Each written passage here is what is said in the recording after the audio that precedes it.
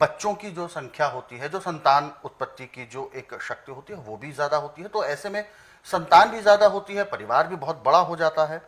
हालांकि परेशानी जो होती है वो अलग विषय है।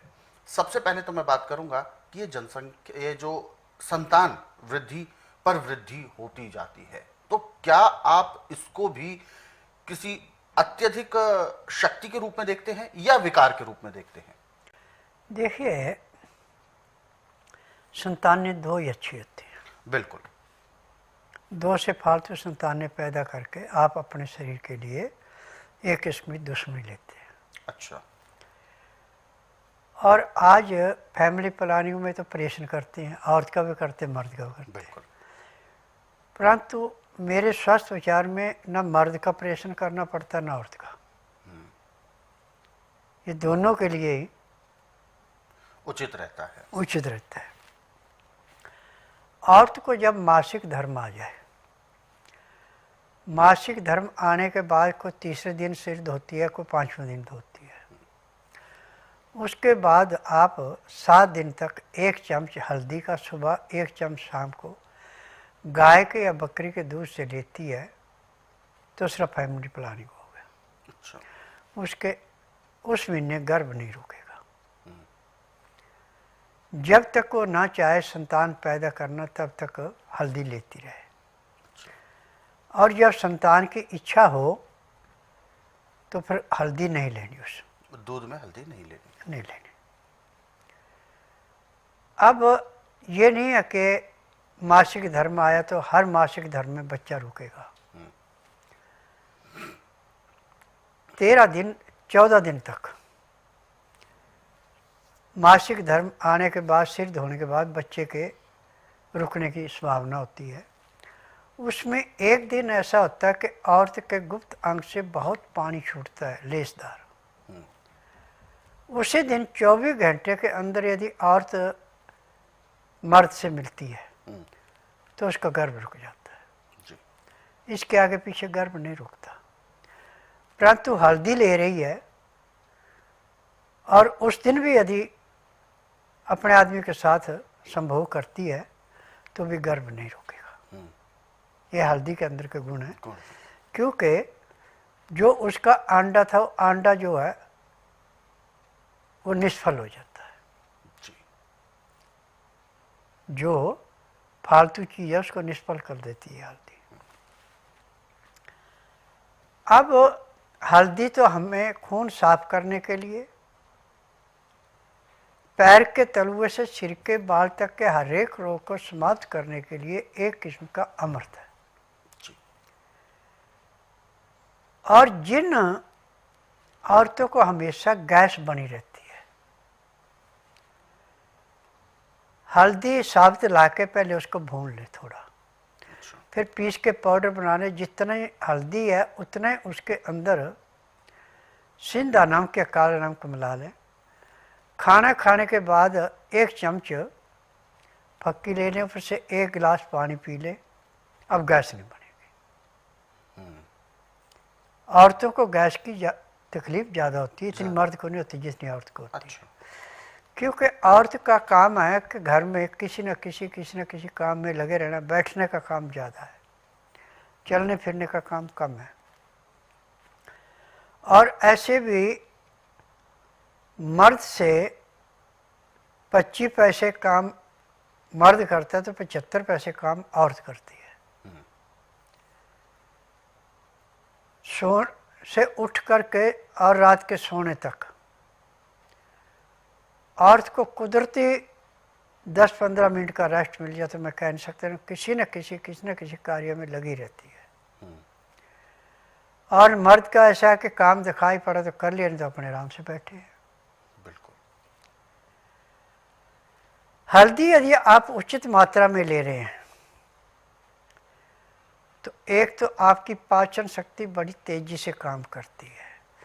पैंक्री इंसुलिन बनाती है, पित्त में तेजाब नहीं बढ़ता। खाया पिया अच्छा पचता है, गुर्दा उसको पूर्ण रूप से साफ करता है। दिल अपने हिसाब से खून को साफ करके दिल को देती, दिल को ऑक्सीजन पूरी मिल रही, रोग कहाँ से आएगा। जब आपका लीवर ठीक पचाएगा नहीं, पैंक्री इंसुलिन नहीं बनाएगी, समझो रोग को निमंत्रण मिल गया।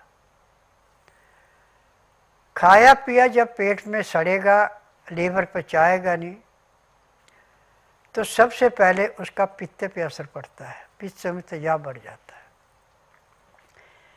फिर जो पेट में से सड़ करके गुर्दे पे गया, गुर्दे पे ऐसे बैठता है जैसे खड़े पानी पे काई जमती है।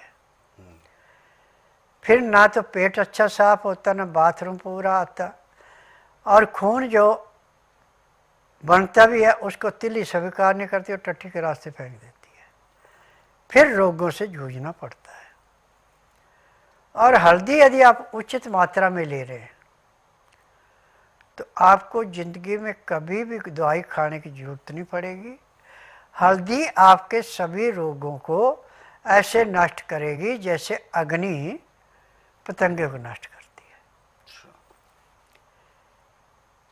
थोड़ी देर के लिए आपका गला जाम हो गया,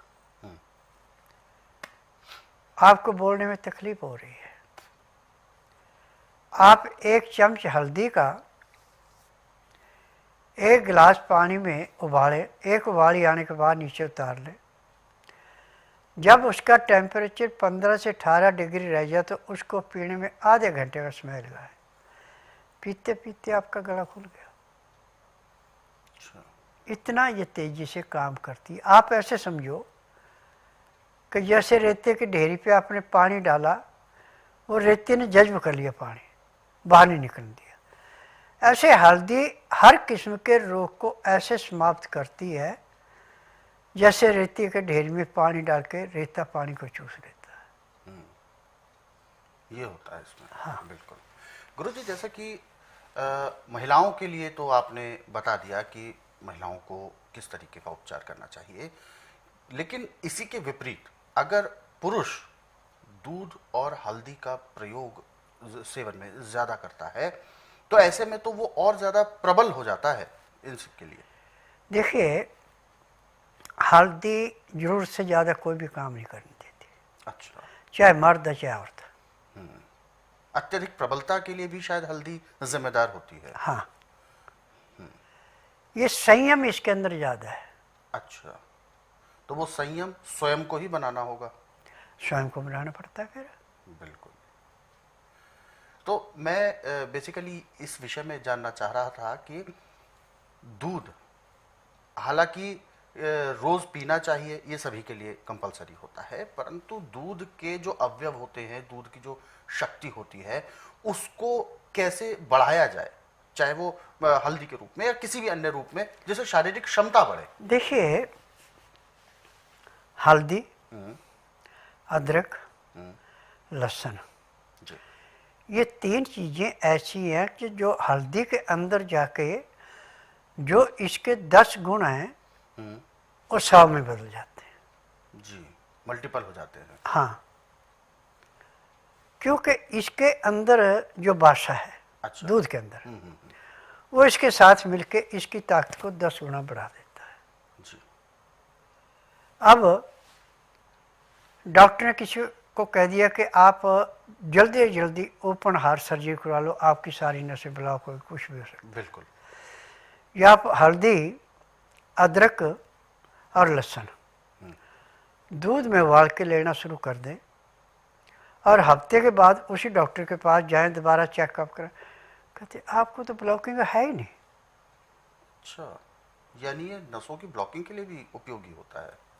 यानी इसका काम है जहाँ पे कोई चीज़ रुकी है उसको समाप्त करो और नसों को साफ रखो। जैसे सफ़ेद कपड़े को थोड़ा सा भी दाग लग जाए तो दूर से दिखाई पड़ता है कि यहाँ पे दाग है। बिल्कुल। हल्दी, लहसुन और अदरक जब दूध में मिलके पेट के अंदर जाता है तो जिस नस के अंदर किसी किस्म का अवगुण है उसको नष्ट कर देता है। ये इसकी खासियत भी है। खासियत है। जी। तो क्या ये केवल वयस्क को ही दिया जा सकता है या बच्चे या बुजुर्ग किसी को भी? देखिए, पैदा होते बच्चे से आखिरी सांस लेने वाले बुजुर्ग तक इसको दे सकते हैं, इसका कोई साइड इफेक्ट नहीं है।